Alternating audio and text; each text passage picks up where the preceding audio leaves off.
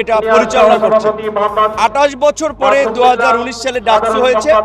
আমরা গণ অধিকার পরিষদের সভাপতি নুরুল হক নূর জানিয়েছেন তারা আপাতত কোনো জোটে যাচ্ছে না, তবে ভবিষ্যতের পরিবর্তনের জন্য সমমনা দলগুলোর সঙ্গে জোট হতে পারে। ছাত্র সংগঠনের সঙ্গে জোট গঠনের কোনো আলোচনা হয়নি, কারণ তারা এখনো দল গঠন করেনি। নূর বলেন, প্রবাসীদের দীর্ঘদিনের দাবি ছিল ভোটাধিকার। নির্বাচন কমিশন এ বিষয়ে কাজ করছে বলে জানিয়েছেন তিনি বলেন, গত 16 বছর প্রশাসন দলীয়করণ হয়েছে, যা অবাধ নির্বাচনের পথে বাধা। নির্বাচন পরিচালনা নিরপেক্ষ কর্মকর্তাদের নিয়োগের বিষয়ে কমিশনকে জানানো হয়েছে। নূর বলেন, ফ্যাসিবাদী রাজনীতি নিষিদ্ধ হলে আওয়ামী লীগের নিবন্ধন অটোমেটিক বাতিল হবে। নির্বাচন কমিশনকে নিরপেক্ষতার জন্য প্রয়োজনীয় ব্যবস্থা নিতে বলা হয়েছে। তিনি আরো বলেন, আগে ছিল সবই আওয়ামী লীগের আদর্শের, আর এখন তো সবই কেউ গণ অধিকার পরিষদের লোক, কেউ বিএনপি, কেউ জামাতের লোক, কেউ ছাত্রদের প্রতিনিধি।